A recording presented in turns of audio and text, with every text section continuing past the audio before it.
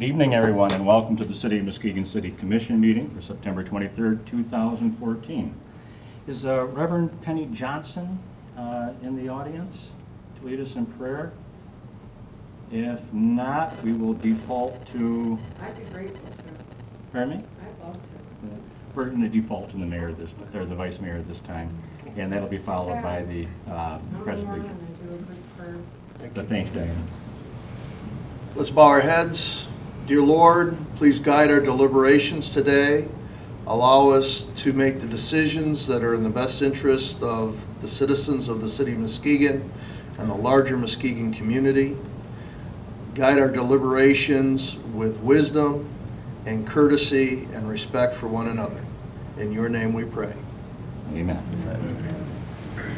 I pledge allegiance to the flag of the United States of America and to the republic for which it stands, one nation, under God, indivisible, with liberty and justice for all.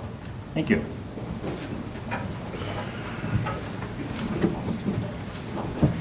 Before we get going with the formal proceedings, we have some presentations.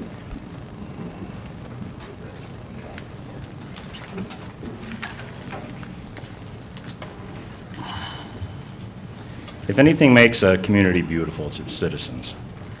And tonight we'll take the time to recognize some of our friends and neighbors who have done quite a nice job in helping to beautify the city through their efforts on their home, their yards and gardens, the beauty that they share with their next door neighbors and the rest of us that may be driving by.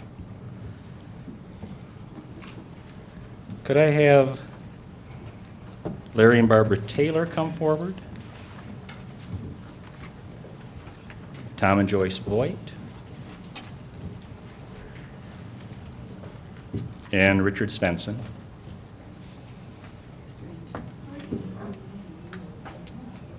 Come on over here, folks.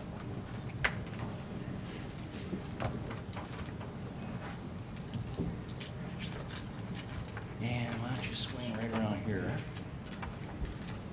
That's good.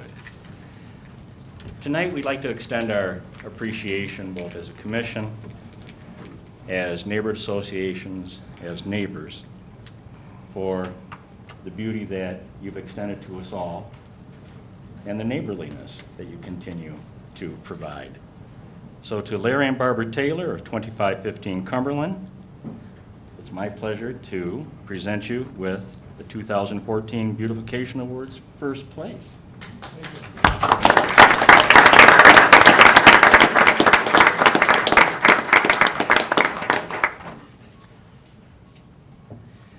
This certificate is awarded to Tom and Joyce Voigt of 1760 Edgewater Street for the 2014 Beautification Awards Most Unique Yard. Thank you.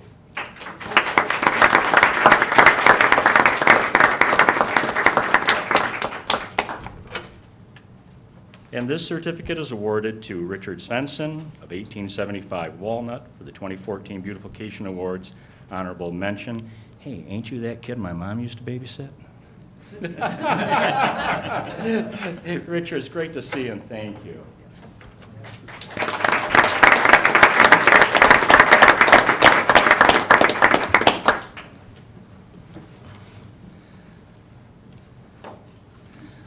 Oh, great, thank you.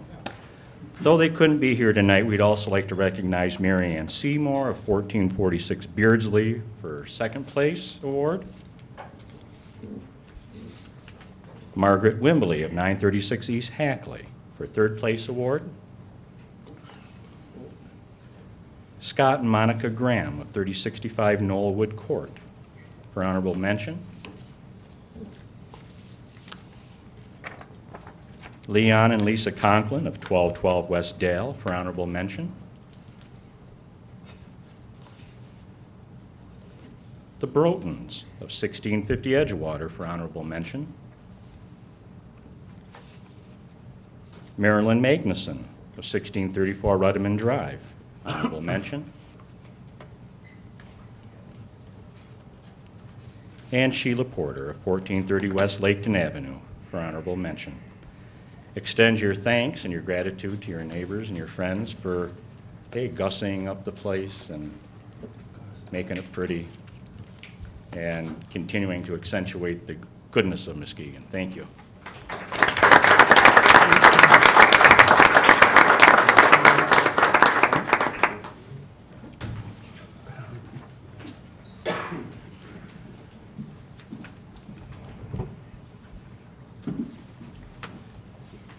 Roll call, please. Mayor Gallren, Here. Commissioner Hood, Here. Vice Mayor Spataro, Here. Commissioner German, Here. Commissioner dsetvmuskegon, Here. Commissioner Turnquist, Here. Commissioner Johnson. Here.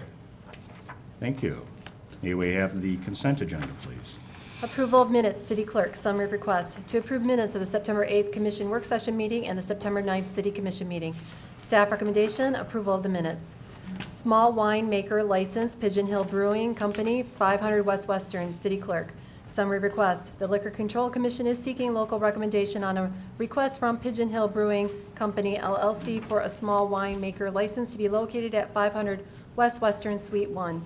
Staff recommendation, approval. Roof maintenance, repair, Fire Station Number 4, Robinson Street, Public Safety. Summary request. The Director of Public Safety requests that the Commission authorize the amount of $9,600 for the roof repair to Fire Station Number 4. It was determined that the aging roof was leaking and causing damage to the roof structure, which needs immediate attention. Roofing bids were requested. McAllen Roof Incorporated, subcontracted to Werner & Sons, was selected from the process. Staff recommendation. Staff recommends approval of this repair request. TV truck and camera system, Public Works. Summary request. The Equipment Division has requested bids from Jack Doheny Companies and Frederickson Supply Company for a new TV truck and camera system. After several attempts to contact the Aries camera rep from Frederickson and no return calls, we are requesting permission to purchase the TV truck and camera system from Jack Doheny Companies. Staff recommendations, authorize staff to purchase one TV truck and camera system from Jack Doheny Company for $189,867.95.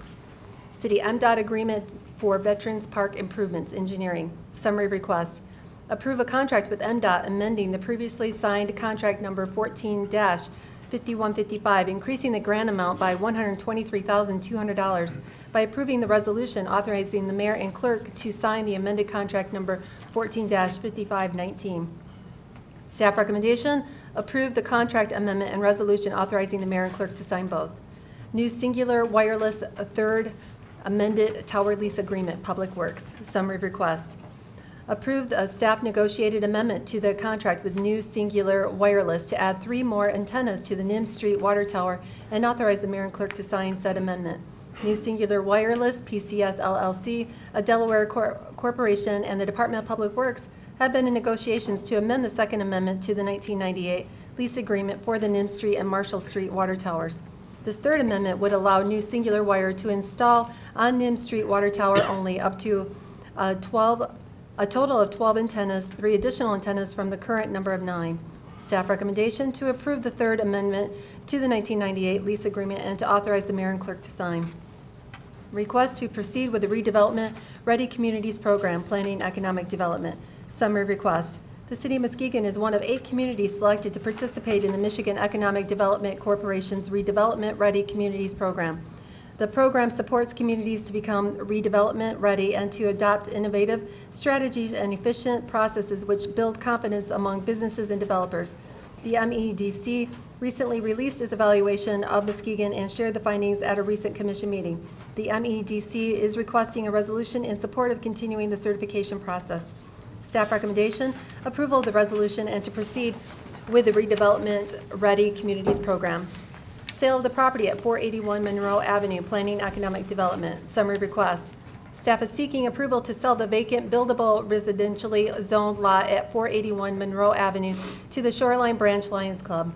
The nonprofit organization plans on working in conjunction with Love Community Garden to expand their current community garden. The lot is considered buildable because of its size. However, the odd shape of it would make development difficult and would require variances to meet current setback requirements. There are several other city-owned buildable lots in the area. The asking price for this lot is $3,600, and the Shoreline Branch Lions Club is offering $50. Staff recommendation, approval and authorized signature of the resolution. Sale of the property at 816 Marquette Avenue, Planning and Economic Development. Summary request. Staff is seeking approval to sell the vacant buildable residentially zoned lot at 816 Marquette Avenue to James Williams, owner of the multifamily residential complexes at 860 Marquette Avenue. He plans on constructing 2 more multifamily residential units and an office on the property. The property is 6.1 acres. However, more than an acre of it is undevelopable due to the ravine to the north of the property. Staff recommendation, approval and authorized signature of the purchase agreement and resolution. NIMS Elevated Storage Tank Interior Coating and Repairs, Public Works. Summary request.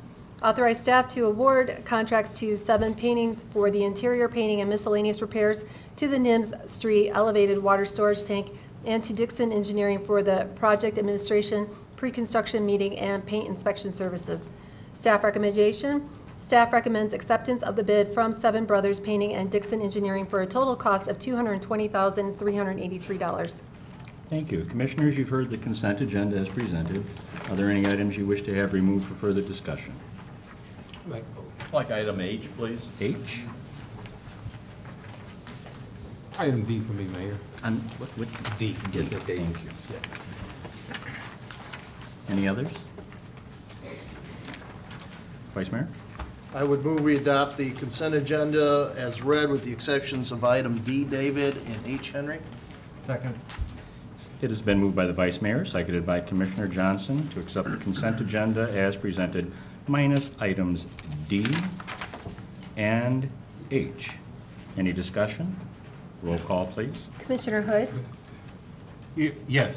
Vice Mayor Spataro, Yes. Commissioner German, Yes. Commissioner Rinsama-Siviga. Yes. Commissioner Turnquist. Yes. Commissioner Johnson. Yes. Mayor Gowron. Yes. Motion passes. Item D, Commissioner? No, I just want to know, was that D or B? D. D. D as in David. Commissioner You want Turnquist? to start with H? Oh, you're D. Right. We'll start with D. We'll go alphabetically. Okay. A motion to Testing. authorize staff to purchase 1 TV truck and camera system from Jack Duheny Company for $189,867.95. Second. It has been moved by Commissioner German, moved by Commissioner Rinsama-Siviga to authorize staff to purchase 1 TV truck and camera system from Jack Duheny Companies for $189,867.95. Commissioner? Okay, I'm looking at this price of $189,000 plus, and I'd like to know the purpose of this equipment and what it's going to be used for.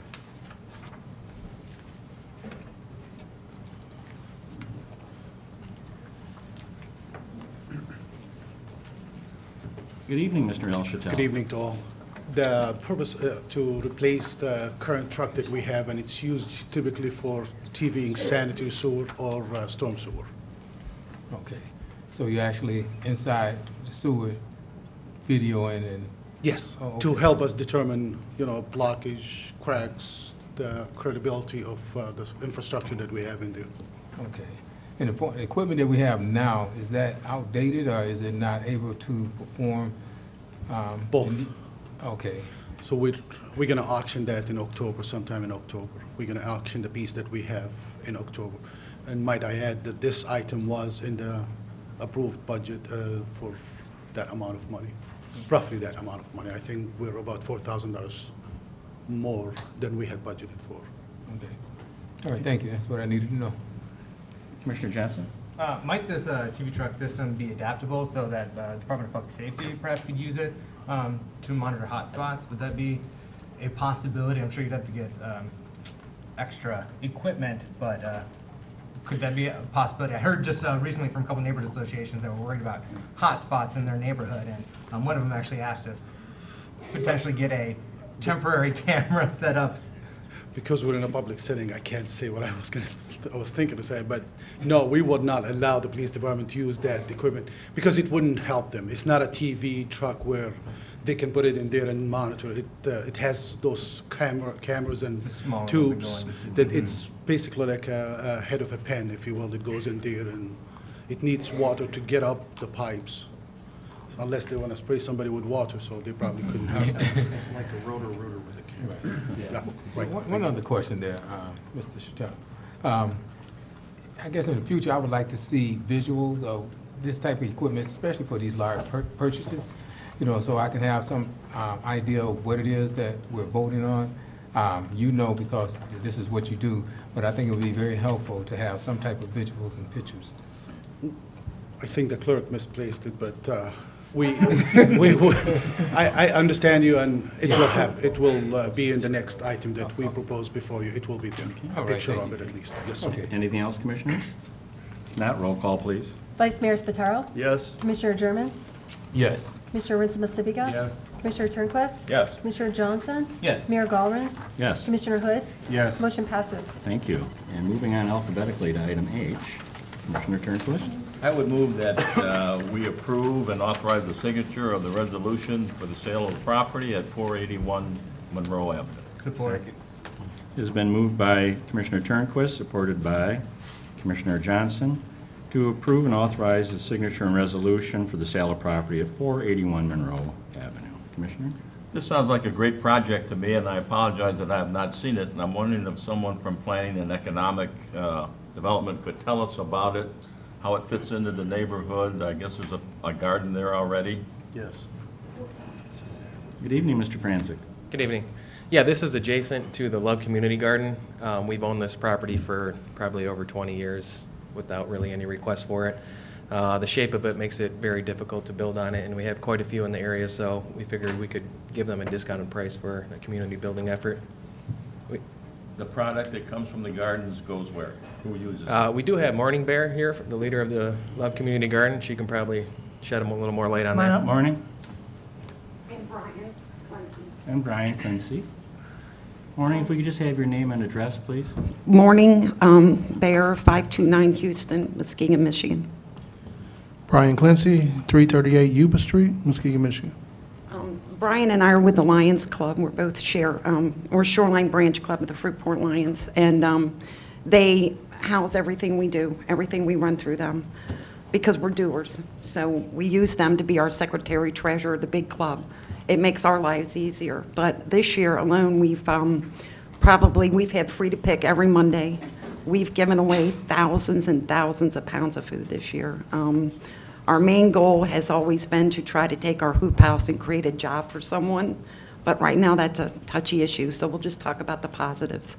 We have people that live in the community that grow their own food, and our goal with the empty lot is not to create more food growth except for fruit. We've always wanted to have the ability to offer fruit to our seniors because we deliver to homebound seniors every Monday, and what we have now is they get 3 strawberries. We'd like to be able to take plums and pears and other items to our homebound seniors. And then Brian can tell what we do with the youth.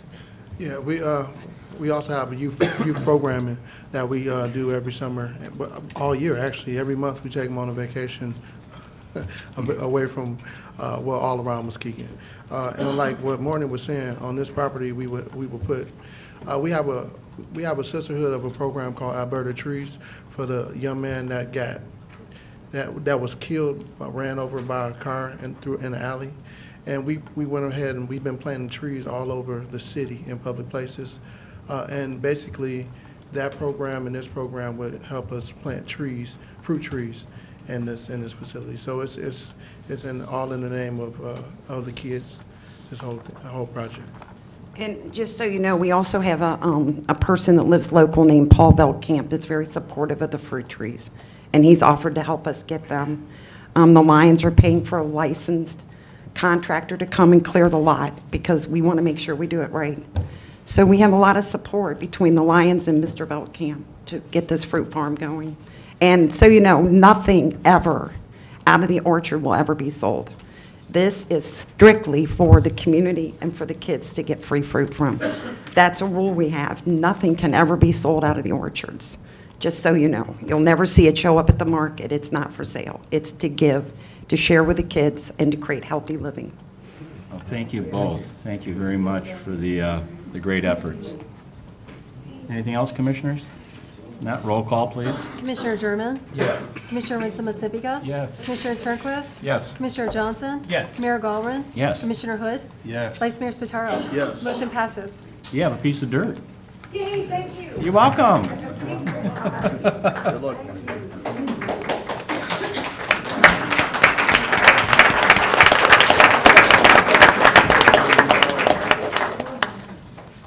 Public hearings, please. Item A. Consolidated Annual Performance Evaluation Report, Community Neighborhood Services, summary request to conduct a public hearing of the 2013-2014 CAPER project funded through CDBG and home allocations to the City of Muskegon Community Neighborhood Services Department. Staff recommendation to submit the 2013-2014 CAPER, including any public comments received during the 30-day comment period ending September 25th, 2014. Thank you. Motion? It's a public Oh, hearing. public hearing, sorry about that. Yeah, commissioners, any comments? Any staff input, Ms. Bailey? No? Okay. Any comments from the audience on the 2013-2014 CAPER? If not, now I'll entertain a motion. Vice Mayor.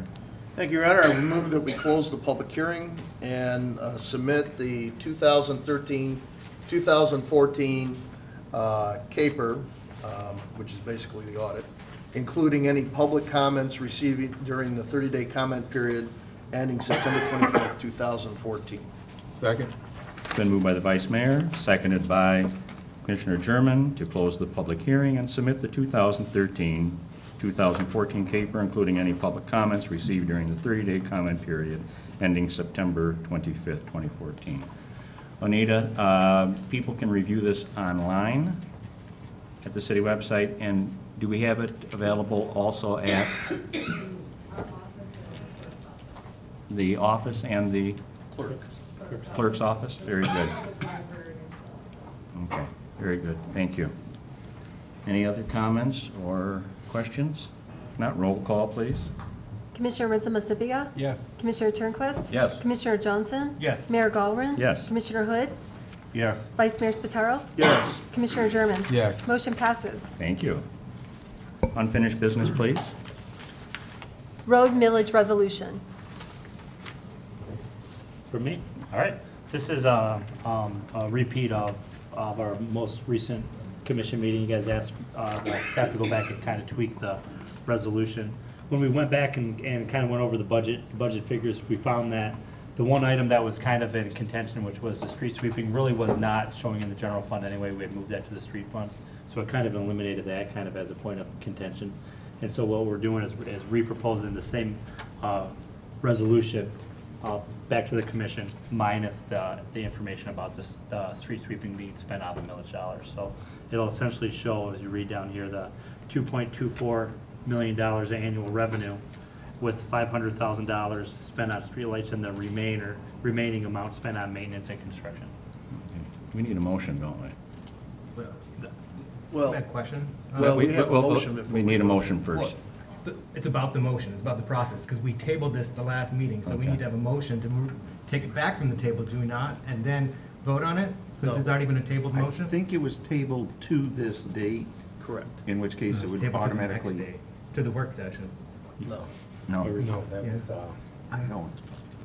But regardless, whichever way we can vote on it, I'm happy to vote on it, so. Okay. Can we There get a was motion? the other item we went to the work session regarding the reestablishment of the EEOC committee. I would move that we adopt the ordinance regarding the road millage resolution as amended and presented tonight. second. Everybody seconded it? It's been moved by the Vice Mayor, seconded by Commissioner Rizza to accept the, how did you phrase that, Vice Mayor? The, Accepted as amended and presented tonight, because this Okay. is an amendment over what was moved to be adopted at the last meeting. okay, so to approve the amended road millage It's a resolution. better way to say it. There we go. And that, questions or comments? Vice Mayor? Sure. I just want to make sure everybody's clear what the basic points of this are. And this, I'm sure, will be available on our website, at the clerk's office, and other places for anybody who's interested. This is our public commitment as your elected representatives that over the next 15 years that this millage, if passed, would be in effect, that it would generate an estimated annual revenue of approximately $2,240,000, that roughly $500,000 to be capped at that amount would be used to maintain street lighting, and $1,740,000, which is an increase of $1.2 million over what we have been budgeting in recent years, would go to local street funds. That's our pledge. It will be easy to hold us accountable. If this passes, we will have to actually vote to increase the millage rate to this new amount, and we will have to amend the budget to reflect that. So you'll know right away if we're people of our word or not. So I think that's why this is critically important. Thank you. Commissioner Turnquist? I just wanted, last time we looked at that, there was $190,000 for sweeping. Yeah. And that has been taken out of there. The total amount remains the same at 2.2, and that went into the street maintenance construction? Correct. Thank you. Anything else, Commissioners? Commissioner German? Yeah, thank you, Mayor. I think this actually sends a strong signal from the commission to the community. Several neighborhood association meetings, I've had discussion with the neighborhood associations about this, and there was some skepticism. And I think by doing this, it shows that the commission is actually standing on their word and going to do what's in the best interest to try to get these streets and road fixed in the city of Muskegon. So just want to state that. Thank you. Thank you, Commissioner. Anything else, gentlemen? Not roll call, please. Commissioner Turnquist? Yes. Commissioner Johnson? Yes. Mayor Galvin? Yes. Commissioner Hood? Yes. Vice Mayor Spataro? Yes. Commissioner German? Yes. Commissioner Rinsama-Sibiga? Yes. Motion passes. Thank you. New business. Concurrence with the Housing Board of Appeals notice in order to demolish the following: public safety, 703 Amity Avenue, 717 Amity Avenue. Thank Summary you. of request. This is to request that the City Commission concur with the findings of the Housing Board of Appeals that the structures are unsafe, substandard, a public nuisance, and that they be demolished within 30 days. It is further requested that administration be directed to obtain bids for the demolition of the structures, and that the mayor and city clerk be authorized and directed to execute a contract for demolition with the lowest responsible bidder. Staff recommendation to concur with the Housing Board of Appeals decision to demolish. Thank you. Is there anyone in the audience here to speak on 703 Amity Avenue?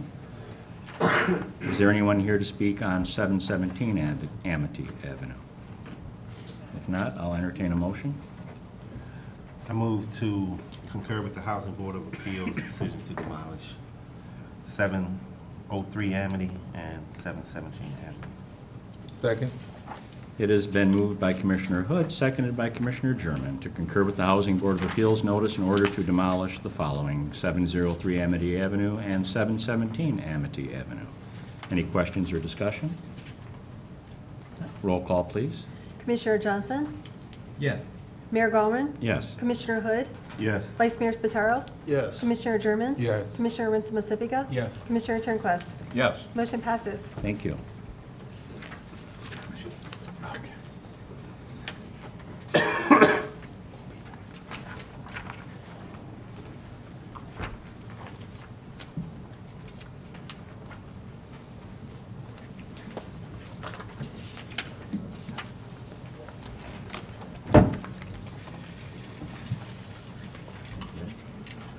Item B, please. Marijuana ordinance, city clerk, summary request. The city commission issued a moratorium on the current marijuana ordinance to give staff and council the opportunity to review the state law and make changes to be in conformance. An extension of the moratorium was granted because of pending state legislation. Because it's unknown when the state may take action, staff is recommending to move forward. Applicants will be responsible to pay a $1,500 application fee and an $1,100 renewal fee, as well as all inspections required by the building inspection and fire marshal to ensure public safety of such operations. Signage will not be allowed. Patients growing in their homes for themselves are subject to a $100 application fee and the necessary safety inspections by the building inspection and fire marshal. The city clerk will serve as the medical marijuana officer of the community. Facilities used by a primary caregiver are permitted in the following zoning districts: B2, B3, B4, B5, MC, I1, and I2. No facility may be located within 1,000 feet of a preschool, elementary school, middle school, or high school. Staff recommendation to approve the ordinance and authorize the fees as outlined above be added to the fee schedule. Vice Mayor? Thank you, Your Honor. I would move that we approve the ordinance and authorize the fees as outlined above to be added to the fee schedule. Support. It's been moved by the Vice Mayor, seconded by Commissioner dsetvmuskegon to approve the ordinance and authorize the fees as outlined above to be added to the fee schedule. Vice Mayor? Thank you, Your Honor. I'd just like to thank our attorneys for the hard work that they've done. I know that there were months of research, looking at legal precedents, getting through what is still a changing legal environment regarding this issue in Michigan. I'd like to thank my colleagues on the commission. There have been a number of public hearings over the course of several meetings where we've taken that public input, made changes to this document, and I think this reflects that. I think also we need to reflect on the fact that this is not a perfect document, nor can it be, given the fluid nature of the legal status of this issue under current Michigan law. So I urge you, let's move forward. This allows us to end the moratorium, allow people to move forward with a regulatory structure, and as we did with the ordinance, this will amend and replace. It gives us something on which to build when laws change, and we know they will, and I'm sure we'll be revisiting this in the not-so-distant future. So I'm going to support this as it is, knowing it's not perfect, but I think it's as good as we're going to get it under the current circumstances. Thank you, Your Honor. Commissioners? Commissioners? Commissioner Johnson? I agree with the Vice Mayor that we need to be moving forward with this. Having moratoriums in perpetuity does our community no good, limits patients' access to their medicine. I would like to, as we get this conversation started, and I suspect we will be hearing from some people from the audience as well, I would like to address just some perceptions about medicinal marijuana that I've heard from some members of this body. One of which is that Marinol or some other prescription narcotic is a sufficient substitution for medicinal marijuana. That's not true. And I'd mentioned that medicinal marijuana users do not like Marinol, does not work for them, and this person thought that it was because they couldn't get high. But the fact of the matter is there's an entourage effect with medicinal marijuana, and you can't isolate one component of marijuana in order to get that pharmacological benefit. It really is the 460 plus components of marijuana working in concert with one another that provides relief. So I just want to make that clear. There is benefit to medicinal marijuana, and I don't want this body or the public to think that this commission is dismissive of medicinal marijuana and its benefits for the public. Also, I'd heard one person refer to marijuana as highly addictive. Study after study has shown that's not true, while the federal government still maintains that it's a Schedule I narcotic, which under Schedule I means it has no medicinal value and it's highly addictive. The federal government is reviewing that, looking at reclassifying it. I would like to point to a recent study, though, about medicinal marijuana that was published August 25th in JAMA Internal Medicine. That's the Journal of the American Medical Association. And that found that states that have legalized medicinal marijuana led to fewer overdose deaths from narcotic painkillers. In fact, the findings of that study found that 25% fewer deaths from overdose on prescription narcotics. So what we're doing here, and this ordinance and what the state law that was approved by the voters one of the effects is saving lives. Not only are we providing relief to people that have chronic pain and dealing with some terrible diseases, but also saving lives. So I don't want us to lose sight of that. I have heard, so I want to get that out there to begin this conversation. I will yield the floor in case anyone else has comments right now, but I would like to address a few other things before we vote on this. Is there any other commissioners that would like to input? We'll be limiting public input at the end of the meeting, Commissioner. We've reached a consensus on this, and we've had multiple public meetings for public comments. So after your comments, if there's nothing else from the commission, we'll be taking the vote. Okay. If I may proceed then? You may. All right. As anyone who attended the work session, the initial work session last month on this, recall, the Vice Mayor correctly said that we should not hurry this, and we should put forward the best bill possible, the best ordinance possible to protect the community. And this is what this ordinance is about. In my mind, this is for public safety and protecting the community, and also provide access to patients to obtain their medicine.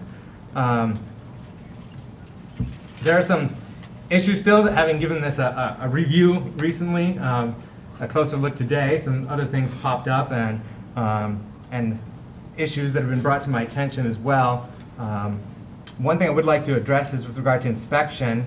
The police chief at the last work session had mentioned that while it's mentioned in the ordinance that homes need to be open for inspection, that if a police officer were to come to your door and ask for access, the homeowner is not required to allow them entry. If that's true, why do we have a clause in the ordinance allowing inspection? Would that not be moot, or are we just encouraging homeowners to make their residents available upon inspection for compliance after the initial setup process? I'm not sure if you stated the chief's position correctly. I'm going to let Chief Lewis restate his position just to make sure that it's clear what it is that he said before we respond to that. Right, I think when we were talking about that, we were talking in the context of criminal activity. And when we, the police, come to your home, there's two ways we can get in that home. Well, there's actually three. If there's a health and safety issue, we can enter immediately to take care of that.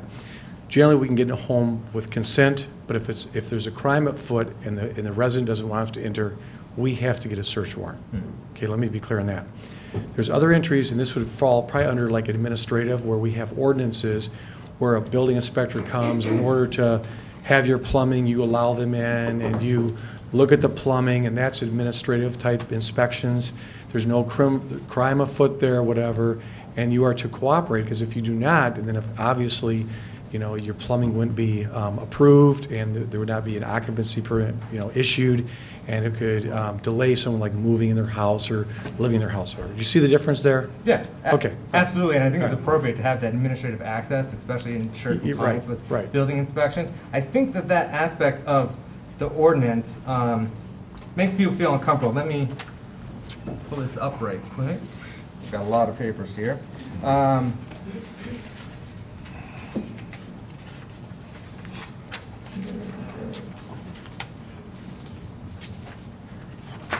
So, if anyone's following along, Section 34103, Subdivision 7.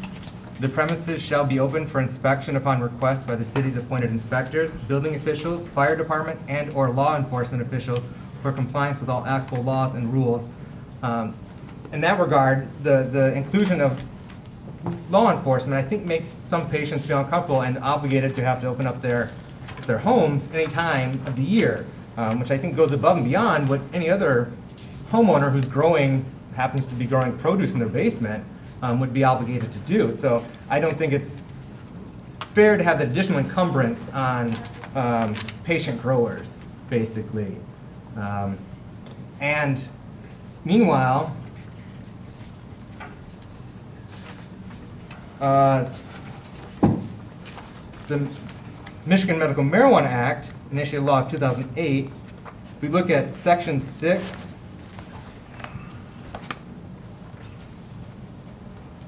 Item G. It says possession of or application for a registry identification card shall not constitute probable cause or reasonable suspicion, nor shall it be used to support the search of the person or property of the person possessing or applying for the registry identification card, or otherwise subject the person or property of the person to inspection by any local, county, or state governmental agency. So the law itself is trying to limit those inspections and saying you can't use that justification for inspection. Now, I completely understand why we need to have building code inspectors. I understand why we're including that. That is for public safety. But I feel like patients will be, it's upsetting to people that perhaps the police can knock on your door anytime and say, hey, you need to make your home available for me to inspect. So, one, can you confirm that the solid legal footing, have you compared that particular section about prohibitions on using it for search and seizure, or search and inspection? Have you compared that with the ordinance, and is there case study law? Have you conferred with any colleagues to ensure? Again, I don't want this to open up to liability for our city, anyone suing us and saying, hey, you're not following state law. So to the best of our ability to eliminate that liability, that's what I'm trying to pursue here, and in addition to my subsequent questions. So could you at least address that particular aspect, please? Sure. First of all, the difference between an inspection of a home where you're growing tomatoes or whatnot, if you are in compliance, if your plumbing is okay or whatnot, that's going to be an administrative issue. In this case, if you're not in compliance, it's a felony. So that's why law enforcement gets involved. If you're not complying with the Medical Marijuana Act, it becomes a felony. You're no longer just, it's no longer just a civil issue. Secondly, is that? Well, no, it actually raises questions, because you say it's a felony if you're not complying, but we're not making a determination on whether a person is complying with state law.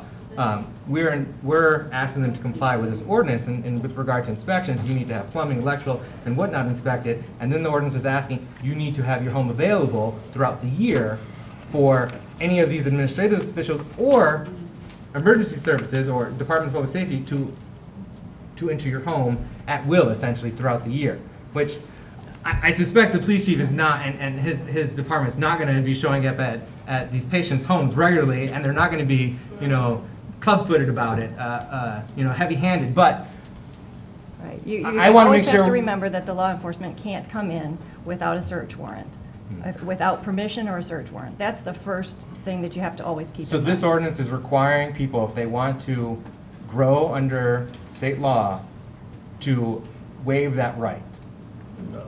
From freedom, from that's the way that's the way it's worded. That's the way it's worded in the ordinance, though.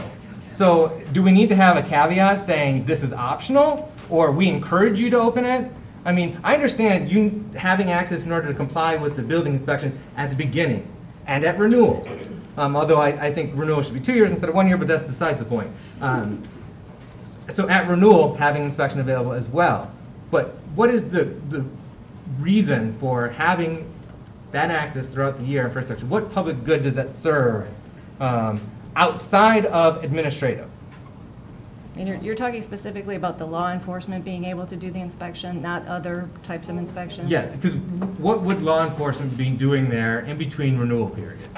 They would be making sure that there's compliance with the Medical Marijuana Act, that there are not more than 12 plants per patient per primary caregiver, that there are not more than 5 patients per primary caregiver being grown for at that facility. So it'd be about counting plants, for one thing. Would there not be other avenues that are already available to us to indicate whether or not excessive plant growing is happening at a building? We can look at utility and get alerts of you've got excessive electrical use or water use here, and perhaps use that as a basis for a probable cause of or suspicion, or if you see excessive traffic. I'm hesitant to make this change in the ordinance to say you need to open up your home for police to come check whenever they want to make sure you're complying with the state law. Of course, patient growers need to comply with the law. Well, what you have to understand is if they're refused, what is happening is then their license is not valid. It's not as though they're going to be criminally charged for the fact that they refuse the entry. That's So the actually, long it and should short be a of the misdemeanor order. though, because it says if you fail to comply with this ordinance, that's a misdemeanor. So if you say, no, you can't come to my home, that then becomes a misdemeanor. Failure to comply with this ordinance. This ordinance says it's a misdemeanor. Okay. Ladies and gentlemen, please. My understanding of this, and correct me if I'm wrong, but this is all going to be a municipal civil infraction. Excuse me, you just turned over to... Please, we'll have public comment afterwards, please. Violation of this ordinance is not a criminal issue.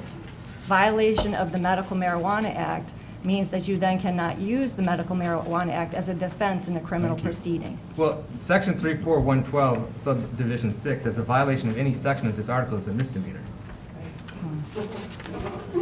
What section? Section 34112, subdivision 6.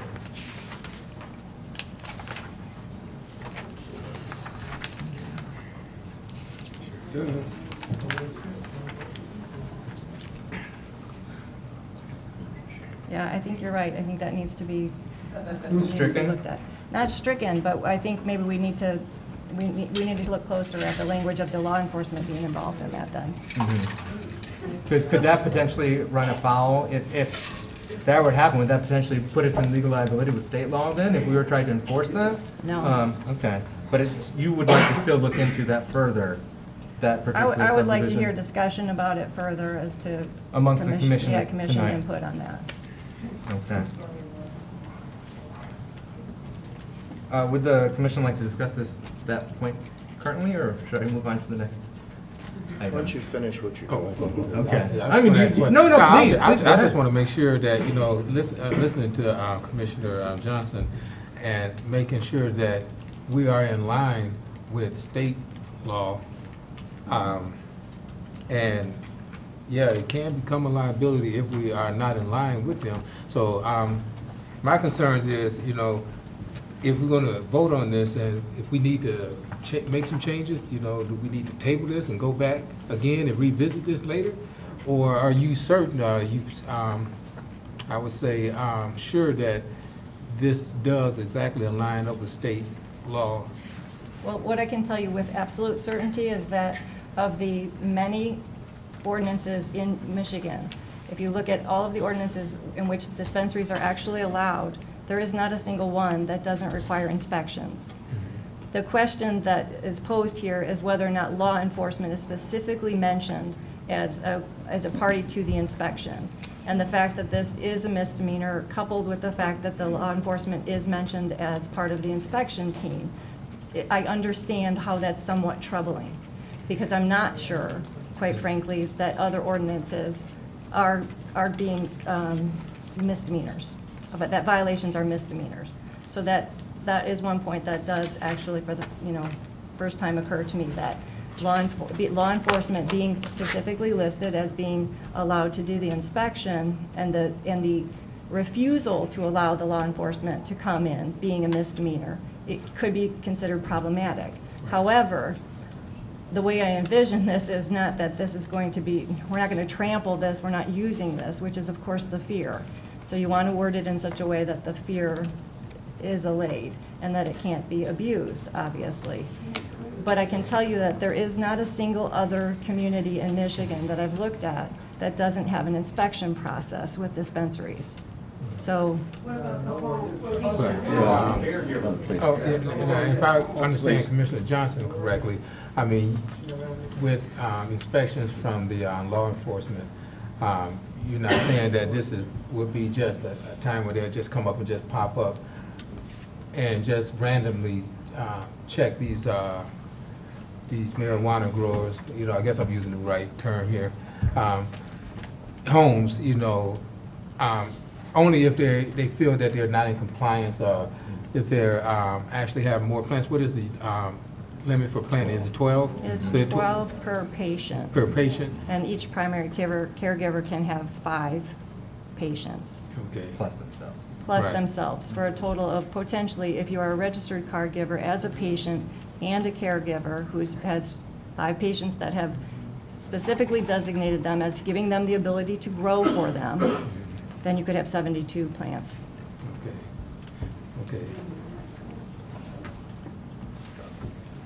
To answer your question, though, it does say it shall be open for inspection upon request by any of the entities, cities appointed inspector of the building. There's so ostensibly they could, knock on the door and say, I'd like to come in.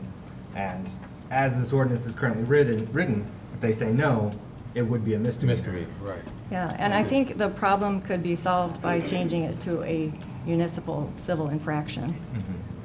And that's why I would like to hear discussion about your input on that, if that would be acceptable, because in that case, I don't have a problem with it. So just to be clear, because the state law says people with registry ID cards cannot be penalized or prosecuted or fined for having marijuana, within limits. That's not what it says, Less though. than. If you read it closely, there's a good argument that, in fact, what it specifically says is possession of or application for a registry identification card. So possession of the card or application for the card means that you shouldn't have any of those things happen. You shouldn't have any of those inspections because of having possession or application for the card. I have the printed law right here, so I'll just read. I'm reading from it as well. This section, a qualifying patient who has been issued and possesses a registry identification card shall not be subject to arrest, prosecution, or penalty in any manner or denied any right or privilege. Excising a little portion, but it says, provided that the qualifying patient possesses an amount of marijuana that does not exceed 2.5 ounces of usable marijuana, and if the qualifying patient has not specified that a primary caregiver will be allowed under state law to cultivate marijuana for the qualifying patient, 12 marijuana plants kept in an enclosed locked facility.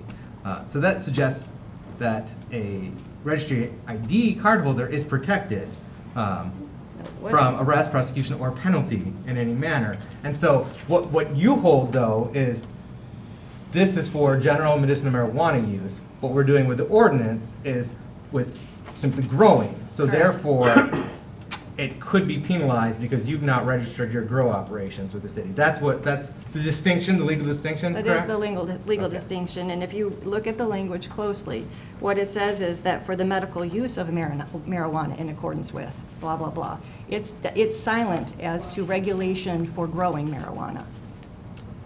And that is the big debate in the state, whether or not the local governments can regulate growing at all. Okay. And that is why we watch so closely to see the case law as it develops.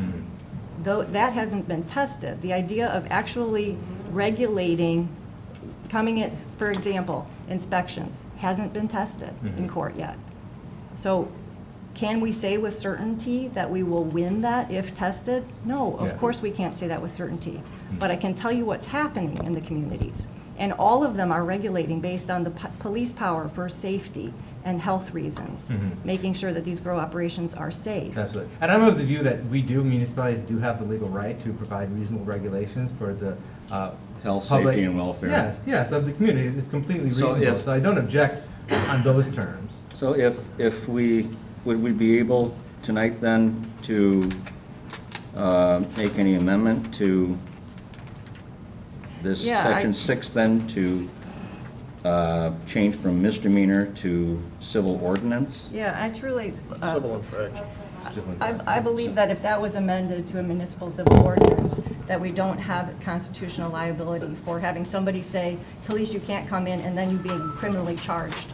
That's where I'm having a problem with it, and I apologize, that's an oversight on my part. I had always had it in my mind that this was a municipal civil infraction. This is a municipal civil ordinance, and I'm not sure how that was missed for so long. I'd like to move to amend this ordinance so that section 34112, subsection 6, is amended to read, a violation of any section of this article is a civil municipal infraction.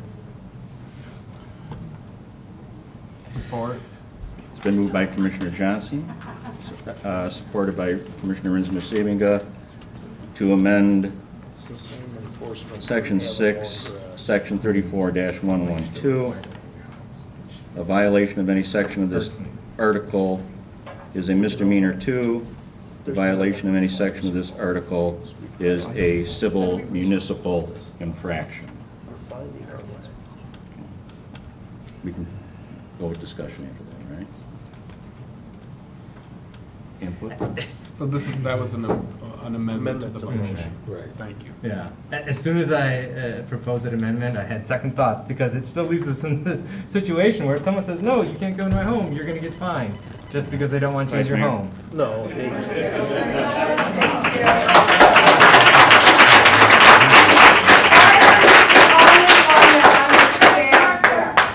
Why are you the only one that understands? Diane, please. We have a law. Vice Mayor? Thank you. You know, again, a civil infraction is what we use for people who are parking their cars in the front yard, not mowing their lawns, not taking care of those things. I see no problem with this.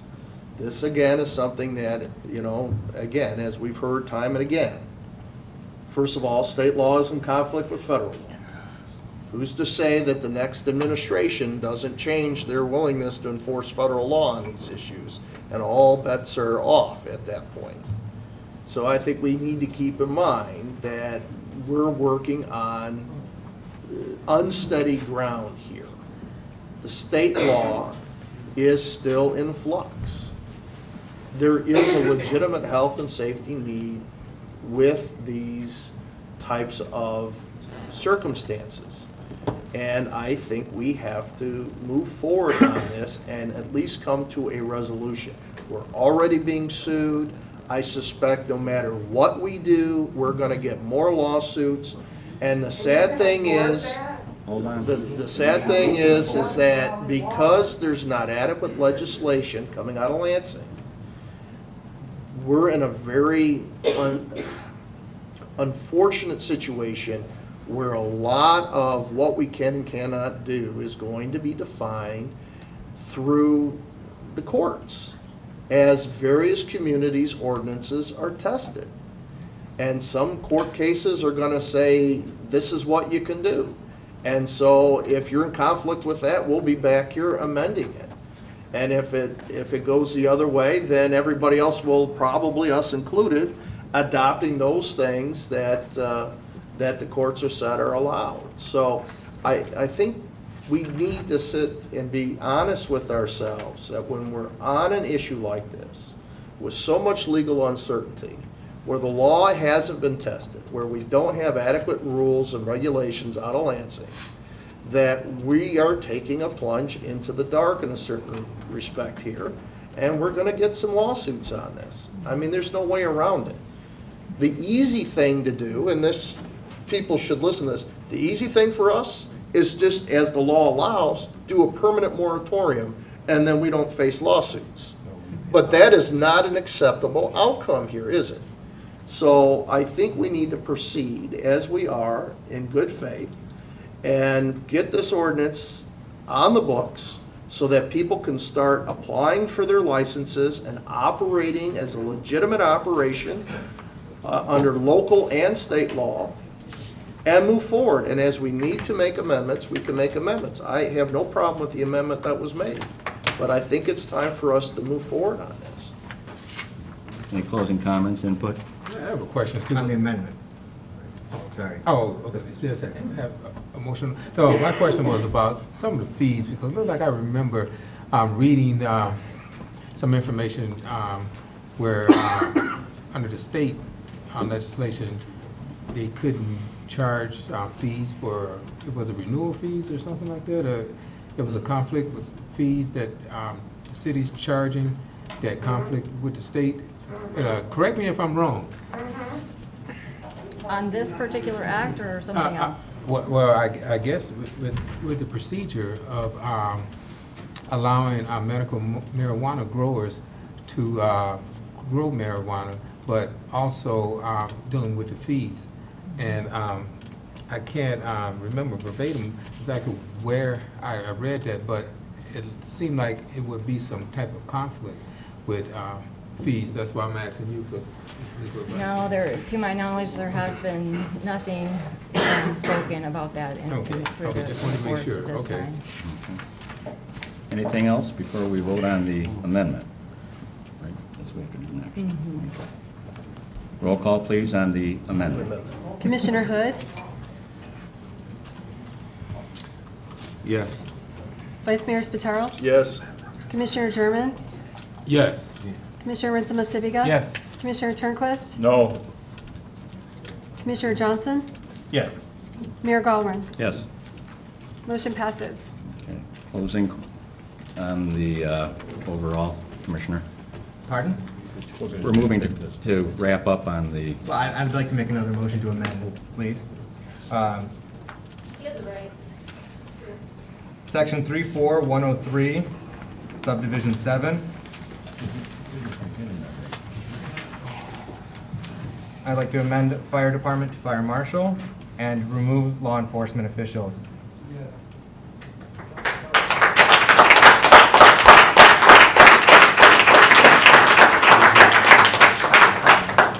Which section was that? Which section was that? It's section 34103. It's page 3 of the ordinance. Subsection 7. It currently states the premises shall be open for inspection upon request by the city's appointed inspectors, building officials, fire department, and/or law enforcement officials for compliance with all applicable laws and rules during the stated hours. Well, this was amended during the business hours of 9 to 5, as it currently states. And I move to amend that subsection to eliminate the wording of and/or law enforcement officials and have it read building officials or fire marshal. And/or fire marshal. And/or fire marshal. And/or fire marshal, that's fine. Yeah, building officials and/or fire marshal.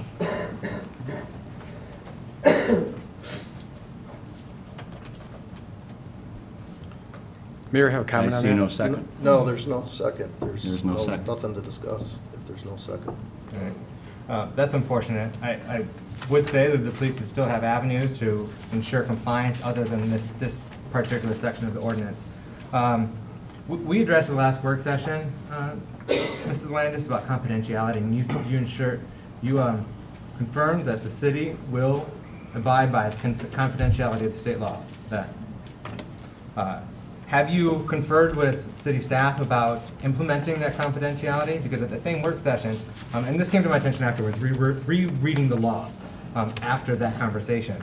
And at that work session, it was discussed that information about caregivers and patient growers would be shared with the Department of Public Safety. That it doesn't violate HIPAA, and that it's permissible under state law to do, and that's what it was explained at that time. That such information could be shared with the Department of Public Safety, which I thought was actually a beneficial thing because it could protect the caregivers from fraudulent accusations of criminal activity. However, the state law on confidentiality, for the medicinal marijuana law on confidentiality, does a person, including an employee, well, I guess let me give you this section exactly. It's section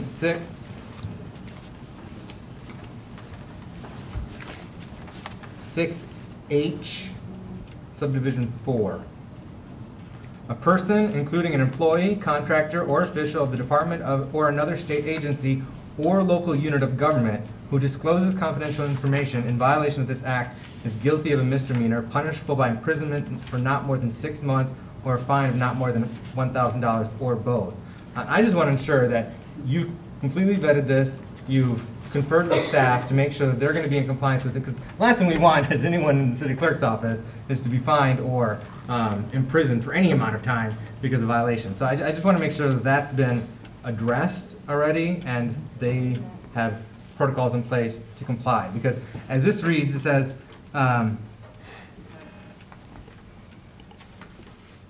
that same section, subdivision 3, the department shall verify to law enforcement personnel whether a registry identification card is valid without disclosing more information than is reasonably necessary to verify the authenticity of the registry identification card.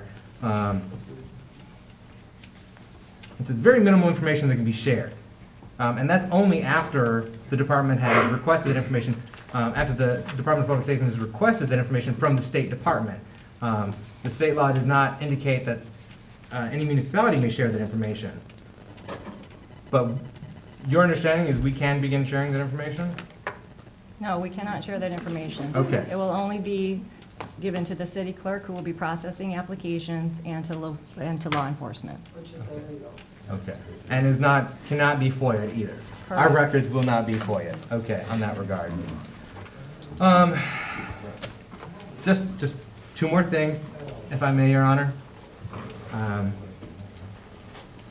One of which is the nixing of the provisioning centers, the ban that we've added. And upon greater reflection after the work session, because that's where we talked about the addition of that, upon greater reflection, I understand the reasoning why we added it was in order to preempt the state law changing, and so that we're not in limbo where we don't have any law in the books, and as the city manager described as a free-for-all. So what I'm wondering is, could not a moratorium serve in that stead, obligating us then to revisit it? Because what I'm a little concerned about, if it gets past that ban, this commission may never revisit it. So would a moratorium, I guess my question is, would a moratorium serve that same purpose in its stead? Well, I don't know. On provisioning centers alone. Right. Sorry. The way that the law is written now on provisioning centers, or the House bill is written, is that if you do not pass a local ordinance prohibiting them, that they are allowed. Mm-hmm. So it doesn't speak to whether a moratorium would apply. Okay. Perhaps that would be enforceable, but it would be questionable, and you'd be open to some more liability for not allowing them under a moratorium without having a local ordinance in place specifically prohibiting them.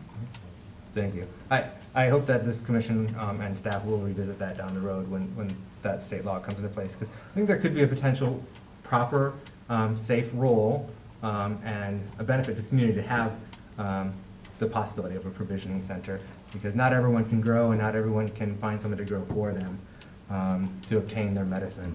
On a final note, I do want to address the patient grower annual fee. I know we've talked about this before. We've talked about the primary caregiver. We've talked about the patient caregiver fee as well, or patient grower.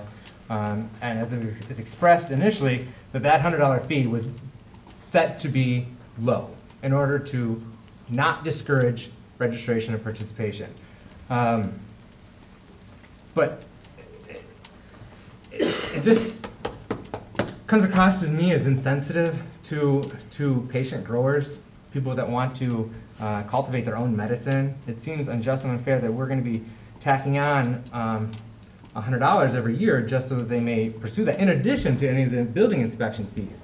That's understandable. Anybody that needs to have improvements done or adjustments done to the house needs to get building permits and pay the appropriate fees.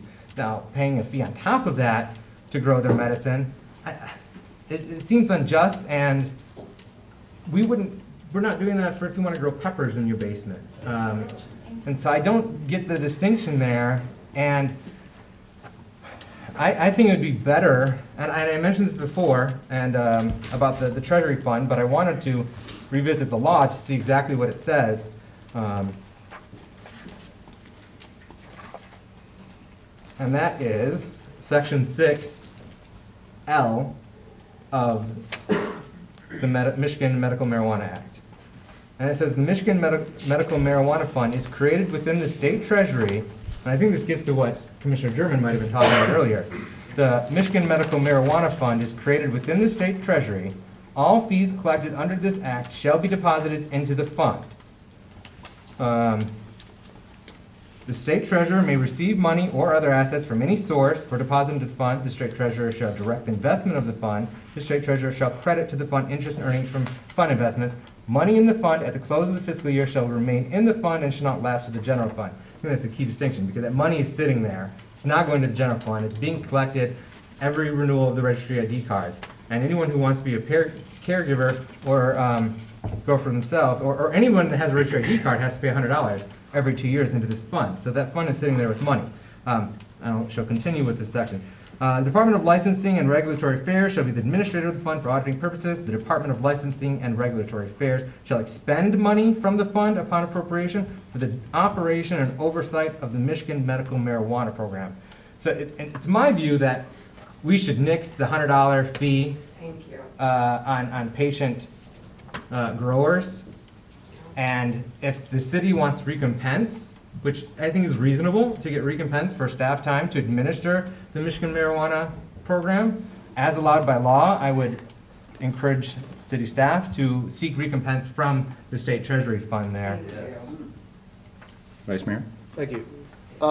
Given that the same state of Michigan has misappropriated dedicated funds from other so-called lockbox funds, whether it be for natural resources, the teacher's retirement fund, or so on, for our other purposes, doesn't mean that that money is always going to be there. And given that that state government has reduced our revenue sharing by over $1 million a year, to think that they're going to recompense us, I think is unrealistic. And I don't think we should proceed on the basis that that is remotely likely. There are legitimate expenses. We discussed this issue at length with lots of public input. So I think we ought to live with where we left it on this particular issue. I agree. Commissioner Turnquist? I agree. Commissioner? I agree. Commissioner German? I'd like to hear from the public. We'll hear at public comment. We're moving forward. Okay. Commissioner, or Vice Mayor, you've made your point. Yeah, that's what I'm going to say. I don't know if this is pertinent at this time, but Commissioner Johnson referred that, or insinuated that marijuana is no different than growing peppers in your basement.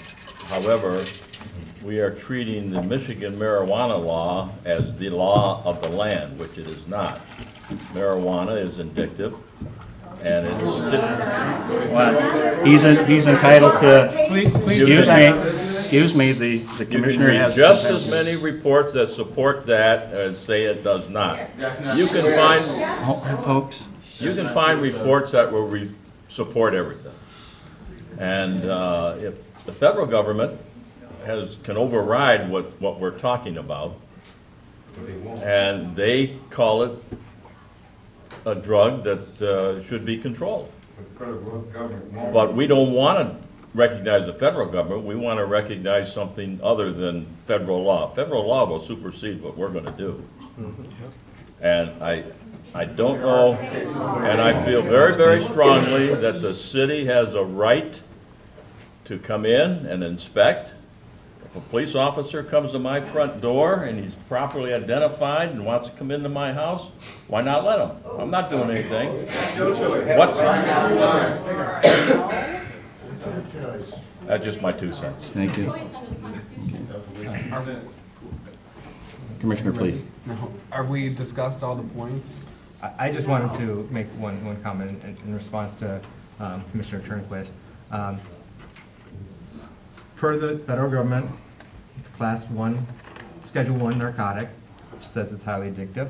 Study after study has shown it's not. The federal government is reviewing that, and there will likely be a change. I would actually prefer to see this body come up with a resolution supporting that change, because right now, the federal government says marijuana is worse than heroin and cocaine, which is absurd. Yeah, absurd.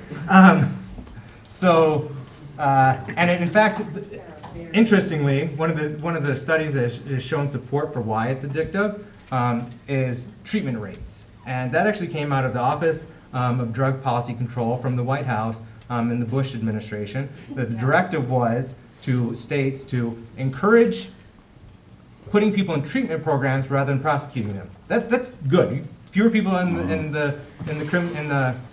prison and in our jails for recreational use, the better. But what they did was inflate the numbers for treatment. So people use that as justification of, oh, it's highly addictive, because look at all these treatment numbers, look at these people going into treatment for addiction. But it was inflated addiction rates.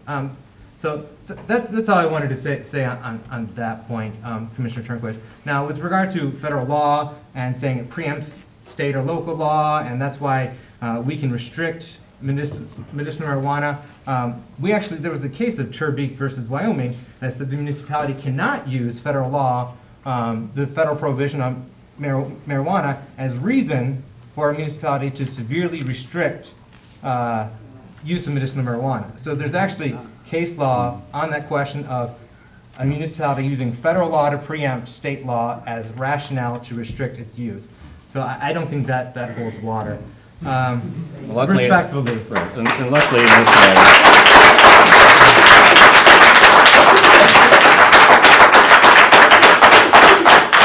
under this ordinance, we'll be, expanding the zoning districts for caregivers. And the real focus here is on health, welfare, and safety issues with the inspections. And I know there's a sticking point perhaps with some of the fee schedule.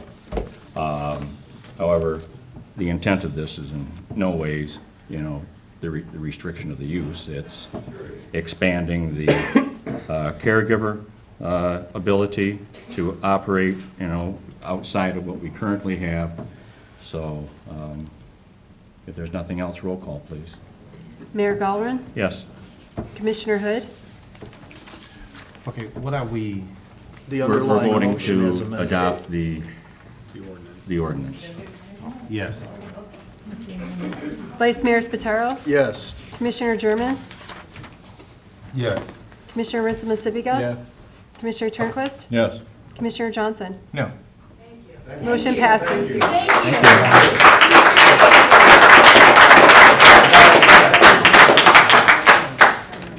Is there any other business by the commission at this point?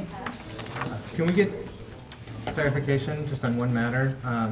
When we Oh, had our business? Yeah. when we had our work session, we talked about the change of the election year for city elections. And you said you were going to get back to us on the question of whether we'd be able to change it back. If we do move forward with even year elections, moving from odd year to even year, whether there's the possibility of down the road changing it back. You were unsure. I do not believe you can.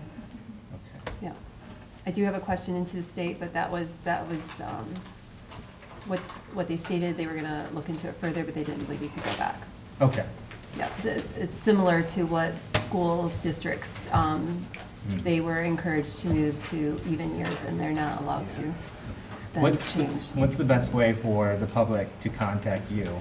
Through your email? Through email, through Facebook, through our website. They're all different manners of contacting. Yes, yes. And we did put it out on Facebook, and it's scheduled to go out again tomorrow. And I did ask MLive to put something out too. But. Thank you. Just to encourage the public to please contact our city clerk on this matter of changing the election year cycle. It's currently in odd years. It's being proposed to change to even years. This deliberative body will consider this proposal in November. That's when we'll revisit it. So there's plenty of time to convey your input on what you think should happen with this election cycle change, because it's going to be changing when our bosses, the public, get to determine who represents them. There are plenty of good reasons, and there's some reservations I have, but what's most important to me is we get the input of the public. Mm-hmm. Right. Absolutely. Vice Mayor? Yeah, given how this has been presented, I mean, and what was brought forward was a strictly technical issue based on cost and staff availability.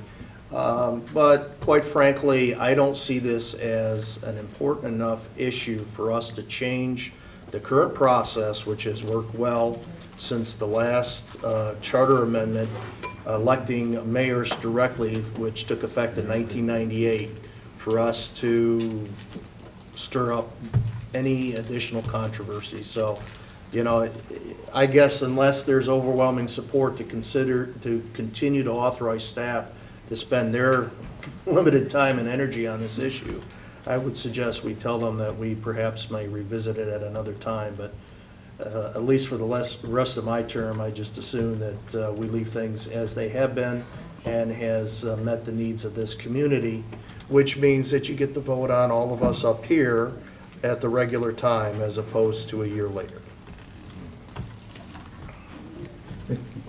Anything else, commissioners? When's the regular time? Next year. Next year. Yeah. Commissioner German? Oh, no. Actually, I'm in agreement with Vice Mayor. I think instead of changing the year, you know, and they talk about voters coming out during the main election, the presidential election, I think we should try to encourage voters to come out and come to the meetings like we do now, and to see, you know, the citizens in the audience and engage and get your input, because you know who's going to represent you and who's going to stand up for you. You know, some votes may go your way, some may not, but, you know, as a commissioner, you know, I myself try to do what's in the best interest of, you know, public safety, you know, the citizens of all people in the city of Muskegon. So not just a few, but all, you know. So I think, you know, the election year should actually remain just like it is, and it has worked, you know, over the years. I just have a comment. I'm kind of bewildered why we're discussing the merits of this when you said we're going to do that in November. So I think we should just cease this discussion. I don't think we scheduled to take any action on this, and it would be poor practice to, out of the blue, make a decision that we said we were going to do in November. And to the merits of it, I think we should wait and hold judgment to those when we meet again. So. Yeah. Thank you, Commissioner. Yeah. I concur with Commissioner Okay. Rasmussen Thank you. on this question. Yeah. Is Mr. Mahalski in the audience? We'll move to public comment. Tim Mahalski, who wanted to speak on this very thing. I don't see. Okay. Diane Foster.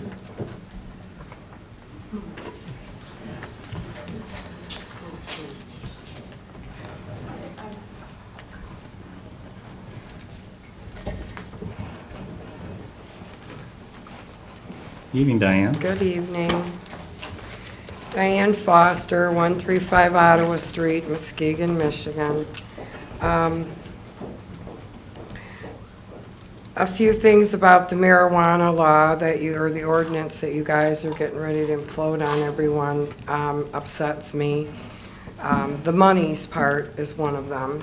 And part of the reason is it's a double indemnity.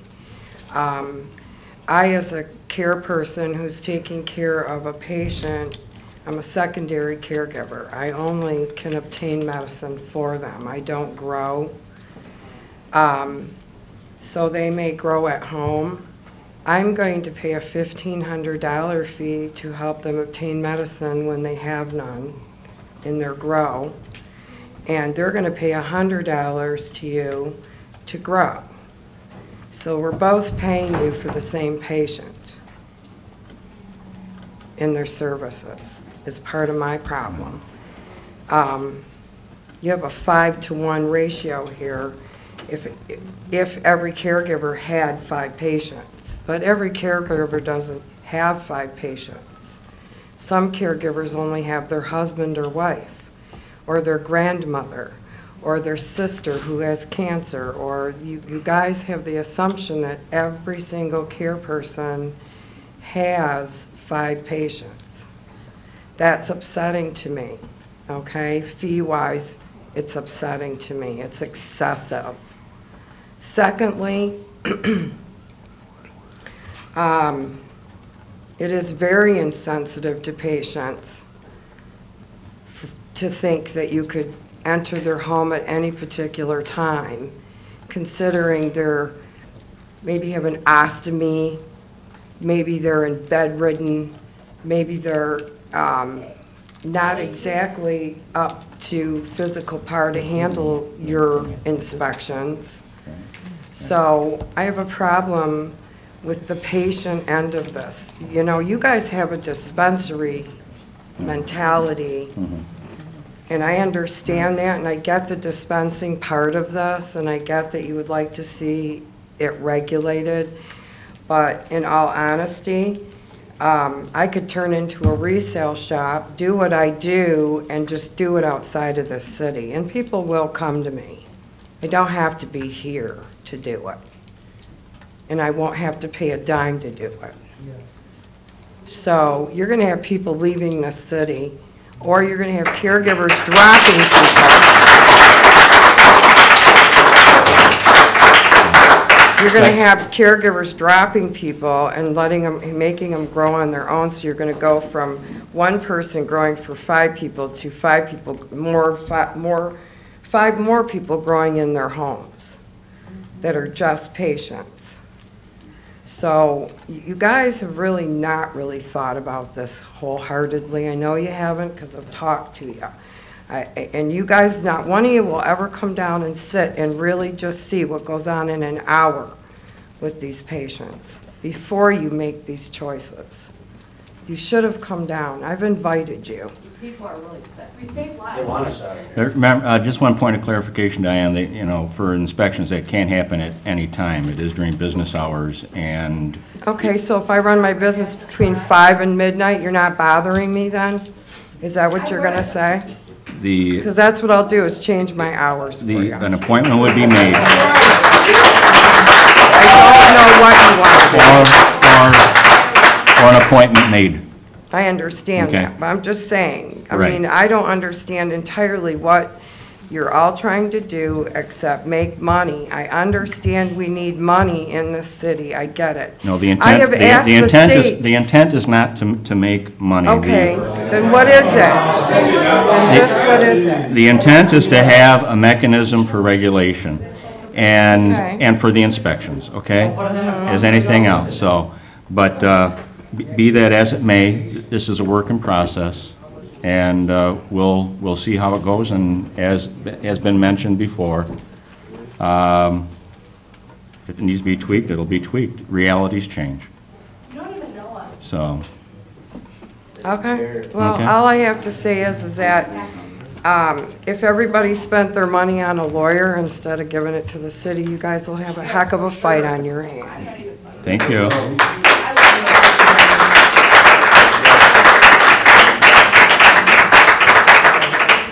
Joshua Eldon Brady.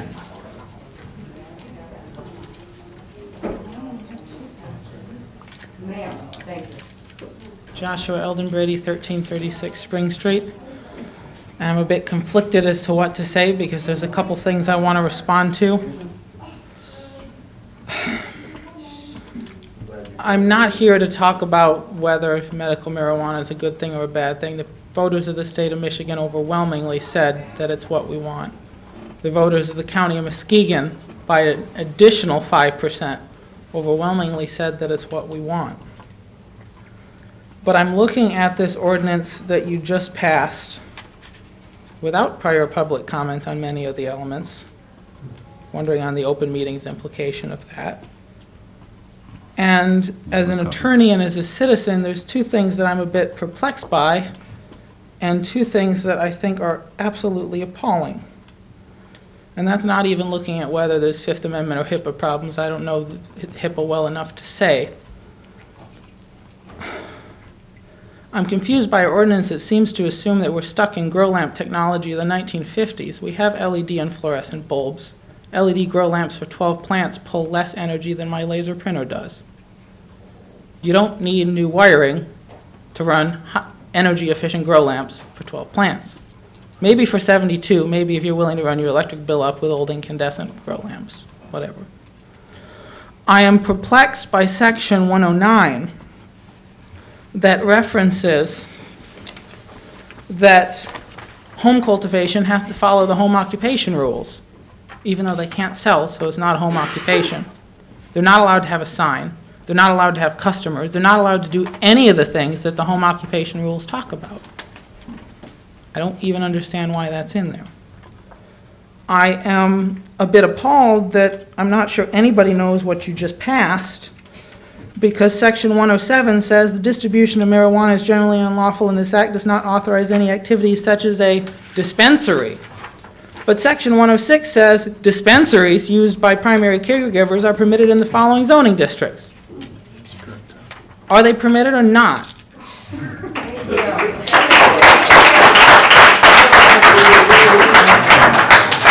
But I'm mostly appalled by section 103, subsection 7, which says not only normal business hours, Mr. Mayor, but says any other times anyone is present on the premises. It appears this commission believes that they can overturn the Fourth Amendment as it applies to medical marijuana patients. And Commissioner Turnquist, you're correct. Federal law does supersede state law, although there's issues as a local government, you're subject to certain administrative rules of state law, even if federal law trumps it. But the federal Constitution trumps that. And it is absolutely despicable that of the 9 of you behind this bench, one of whom is a sworn member of the state bar, only one of you, Commissioner Johnson, is willing to stand up for the Bill of Rights. Thank you, Mr. Johnson.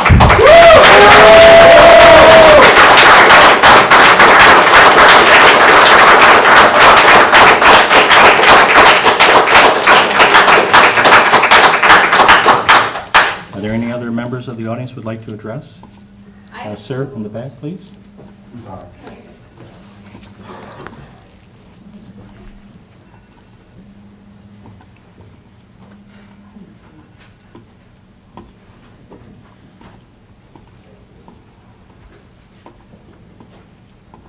My name is Jeff Eitner, 1919 Morton. My problem with this law is, or this ordinance, you guys are classifying a caregiver and a dispensary as the same thing. A caregiver isn't the same thing as a dispensary. A dispensary gets product and takes product and gets medicine to their patients. I grow medicine for my patients and give it to the patients. I don't sell my medicine. By the state law, I'm not allowed to sell my medicine, but according to you guys, I'm making hundreds of thousands of dollars at this, and that's why you guys are trying to pass this law, to make money so that you're getting your fair cut of it. No, so is this law about dispensaries, or is this law about caregivers? Or this ordinance that you guys are doing? Because the way you guys speak it, you're combining both. And if you read under anything, they're separate. They're not the same thing. A dispensary is one thing and a caregiver is another. That's like saying a farmer and Walmart are the exact same thing. Well, they're not. A farmer grows a plant. I grow a plant. That's what I do.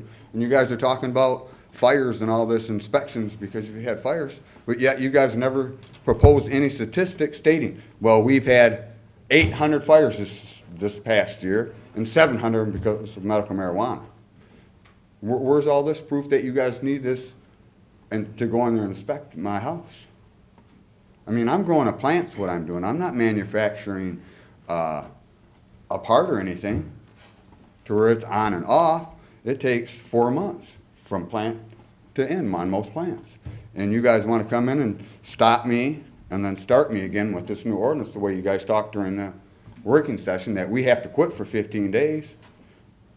If I turn my lights off for 15 days, everything I got dies. Who's going to supply my patients with their medicine with that? No. That's the plan. That's the way I look at it. You guys, right here, this says it all. Muskegon, where good ideas come to die.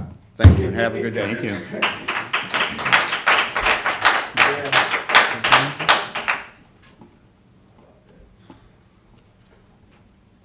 We just need your name and address, please. Okay, for what purpose? Pardon me? For what purpose? It's just read into the record. Okay. Okay. Christina McLeod, 875 Fleming. Okay, just as a please. visual exercise, I just wanted anyone opposed to the ordinance in here to silently raise their hand. Okay. I also just wanted to reference the Michigan Constitution. Actually, I have a question. One of the people that spoke said that the U.S. Constitution overrides federal law. Is that true? Does the United States Constitution override federal law? Members of the board? Well, federal law is built on the framework of the Constitution, and the U.S. Supreme Court determines whether or not federal law is in compliance. So does the state constitution, the Michigan Constitution, does that override individual Michigan laws? Yes. Okay, so in Article 1 of the Michigan Constitution, where it says all political power is inherent in the people, this is a question for you guys. Yes. Is that referring to the people, as in like us in this room, equally to you guys, or just like you guys? Yeah. No, it involves input from everybody, but remember, everybody in this room doesn't necessarily represent the other number of constituents that have been on the other side. Because some of the views that have been expressed here, even with the majority of people sitting here, isn't universally held. Right. And we're going to be at a point. Pardon me? Should you vote on? No. Under a representative form of government, it's left to our responsibility. It's your responsibility. Don't like what you're doing. Hold on, sir. I'll give you an opportunity to come up. Is anyone of you guys up here under the oath of office that's under Article 11, Section 1 in the Michigan Constitution that says that you will support the Constitution? Are any of you guys under that oath of office? We all are. We all are. You all are? Mm-hmm. Okay, do you don't think that by passing this ordinance you're violating Oh, absolutely that? not. No. Even if you're infringing on rights in the Constitution? Look, there's approximately 26,000 registered voters in the city of Muskegon, which means each of the 4 wards have slightly over 6,000 registered voters, a little short of 10,000 people per ward. And I understand the passion of the people who are directly engaged on this issue. I really do. However, you're not the only people that we're responsible for representing. Each Well, of I us haven't who said are- that I use marijuana directly. I'm just, but I on said the issues. engaged in this issue, not using marijuana. There's a lot other people who have lots of other priorities that we're obligated to represent, not just the folks in this room. And we're not doing our job to all of the citizens that elected us to represent them, whether they stayed home on election day or voted for the other person. We're obligated to represent all of those people and take in all of those conflicting viewpoints and concerns into account and make the best decisions we can. And every 4 years, the people have an opportunity to say, you're doing a good job or you're not. And if they decide that they're not, that's why we have elections. So, yes, the people here clearly all are in favor of similar things, although you're all not exactly on the same page. I've heard from the people who've spoken tonight. But we have an obligation to all of the people who live in our respective wards, or for the 3 who represent the city as a whole, the city as a whole. so under the Constitution, like the U.S. Constitution, is using marijuana a crime? So can you deprive anyone's life, liberty, or property, including money, for engaging in it? I'm not. Not The U.S. sure. Constitution does not address marijuana, but federal Right, but it law- addresses crimes, but which federal- address taking federal money law and does. property from people.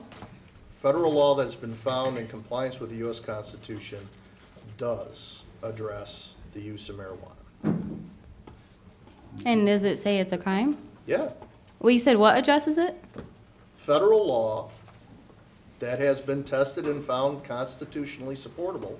What does the Michigan Constitution define as a crime? Well, that's not what you asked. You I asked just what asked the that federal right now. Constitution does. We could have a constitutional law. Yeah. Well, if you guys are debate. under an oath of office, are you know what I mean, like liable to penalties if you're, If we're not, and we're all held to it, and we will uphold it and take the blowback if there's anything that occurs. I'll take the next individual. Sir, please. My name is Kim Westland. I live at 652 Hill Avenue. And I guess what I want to say is I've been addicted to drugs. And doctors gave me them drugs. I encourage you to go look up and study what methadone does to a person and OxyContins. But you want to talk about marijuana. Them drugs are 10 times worse than marijuana. But doctors ask you that. You don't have no ordinances against them. You know what? Them drugs literally almost killed me. And I'm here now because I don't use. I've been clean for many, many years. But they ruined my life. But it was my choice. But now you're trying to take me, a poor working man, and tell me that I gotta pay somebody to inspect my house when I don't have money to buy medication as it is. I need to grow my own because I don't have money to pay for it. But you want to take that ability away from me because you want more money I don't have. Thank you.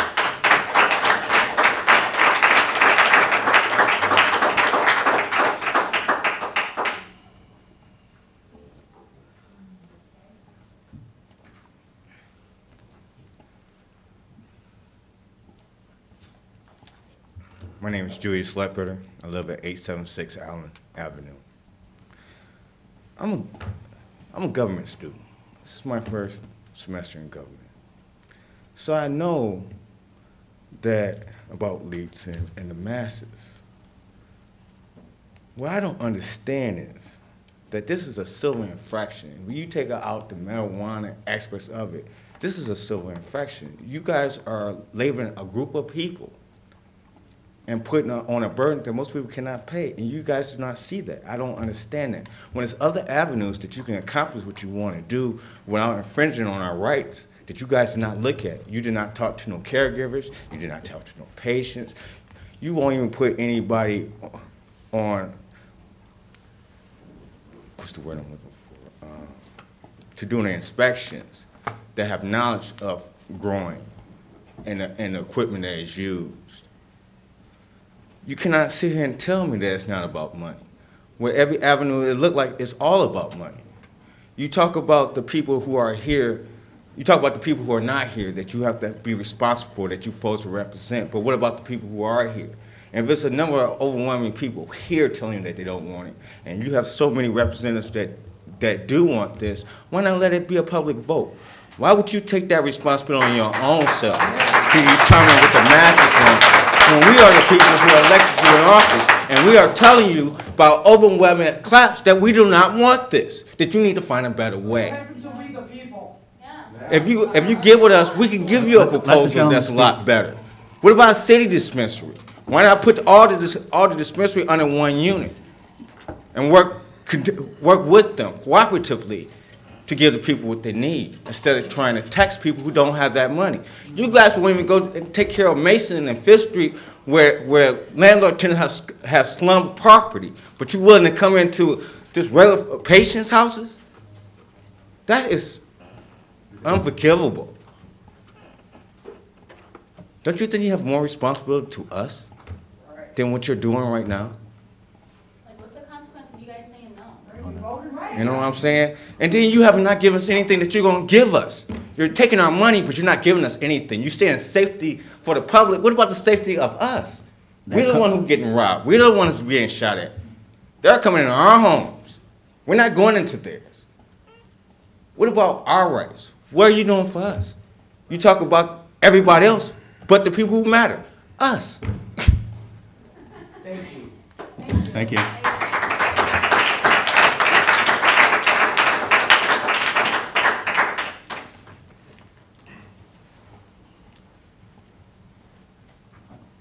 My name is Chris McGuffey. I live at 984 East Apple. I'm really appalled at this whole panel up here, except Mr. Johnson. I know a few of you on this board, and I can't believe that you would not use your intelligence to understand that these patients, these people that hurt for real. I've been a caregiver, a grower, whatever, but you're not making no money doing this. When you're doing something for people, there's no money to be made. By the time you pay your utilities, nutrients, and everything else you pay for, and the time you put in, there's not a quarter to be made. Not legally. You know, yeah, if we get down dirty like some people would do and go out there and guerrilla grow somewhere, that'd be a whole different ball game. But people following the law. We applied for a card, we got it. The state said we were protected. You come back and tell them we're not. You can do what you want to do when you want to do it. But I promise you this.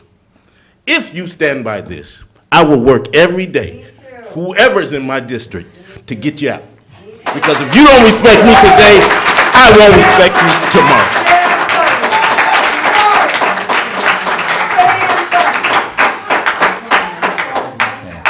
I'll take one more.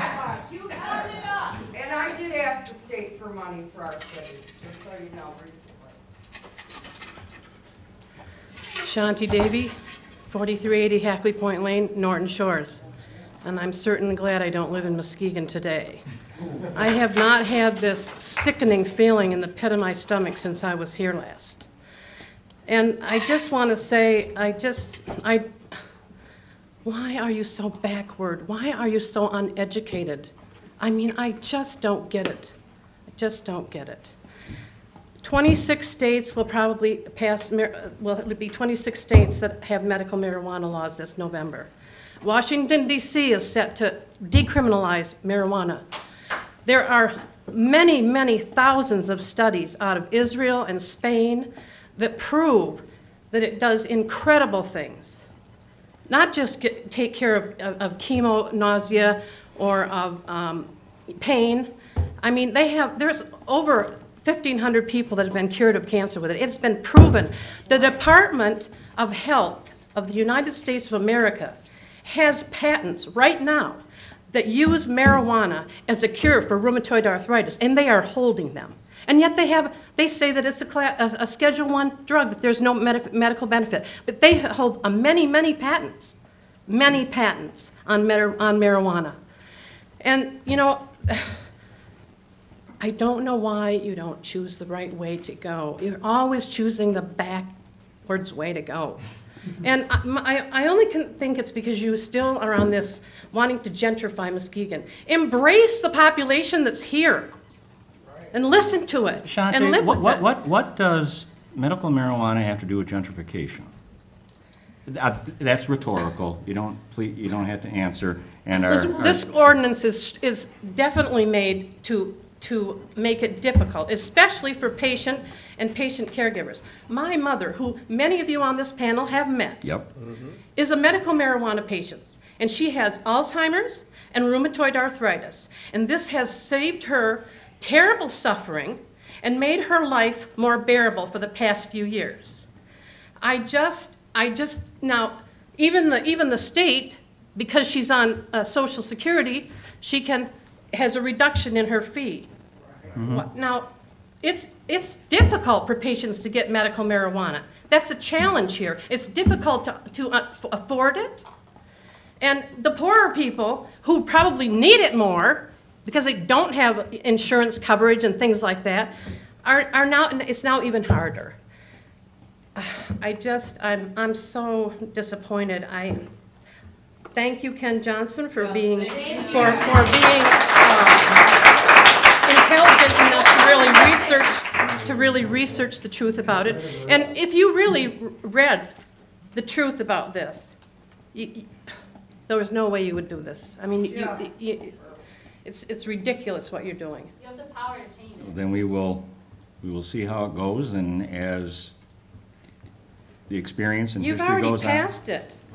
But what I'm saying is that as experience will show and history progresses, we'll see if we need to revisit Well, it. yeah, you're going to have to revisit a lot of things because Muskegon has chosen the wrong direction. Amen. Thank you. Thank you for attending. Thank you for your comments. And at this point, Commissioner Hood? I move to adjourn. Second. It's been moved by Commissioner Hood, seconded by Commissioner Muskegon to adjourn. All in favor? Aye. I know. 8 hours. I'm going to fly every night for 11 more. I'm not excited about that.